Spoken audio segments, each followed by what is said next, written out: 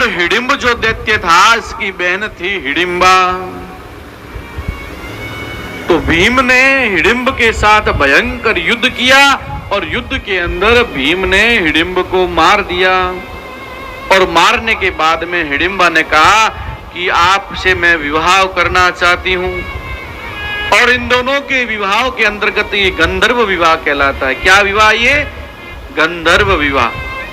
और ये गंधर्व विवाह इनका हुआ और भीम और हिडिंबा 1 वर्ष करीब साथ रहे। और इन्हीं के माध्यम से आगे जो इनके पुत्र हुआ, इसका नाम हुआ घटोत्कच। भीम जो है ये महाराज आर्यवर्त से संबंध रखने वाले हैं। इनका वंश जो है कुरु वंश है और ये पांडव वंश से कहलाते हैं। वंश इनका कुरु वंश है, कुल इनका पांडव है।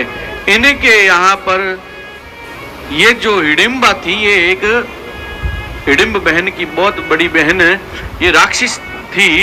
इनके साथ विवाह होने से इनके जो पुत्र हुआ वह राक्षसी रूप में जन्म हुआ। और इसके घटोत्कच के जन्म लेते ही इनके, मैंने अब कल बताया था, ये पार्वती जी का वरदान है इनको कि जो भी महाराज ये दैत्य लोग जन्म लेते हैं, बोले जन्म होते ही ये युवा हो जाएंगे, ऐसा इनका वरदान है। तो महाराज ये जैसे युवा हो गए तो जन्म के साथ ही घटोत्कच के सर पे बाल नहीं होने के कारण से नाम पड़ गया घटोत्कच। और घटोत्कच के महाराज समय पाकर के जब घटोत्कच बड़े हो गए और घटोत्कच जब अपने वहां पर इंद्रप्रस्थ गए, तो इंद्रप्रस्थ के अंदर महाराज युधिष्ठिर महाराज, पिता श्री भीम, चाचा श्री अर्जुन, नकुल और सहदेव, ये वहां पर सब माता श्री द्रौपदी कुंती के साथ में वहां उपस्थित थे। तो उन्होंने कहा, इस सभा के बीच में परम ब्रह्म भगवान श्री सच्चिदानंद घन कृष्ण भी विद्यमान थे।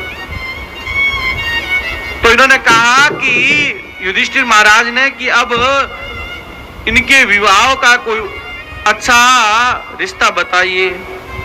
हम भी लोग कई बार करते हैं ना, नॉर्मल दिनचर्या के अंदर हम कहते हैं कि भाई बढ़िया संबंध कोई हुए तो बताइए, हैं? तो वैसे भगवान कृष्ण से अच्छा संबंध बताने वाला उनके लिए कौन होगा? तो पांडवों से यह छुपा हुआ नहीं था कि हमारे तो सब कुछ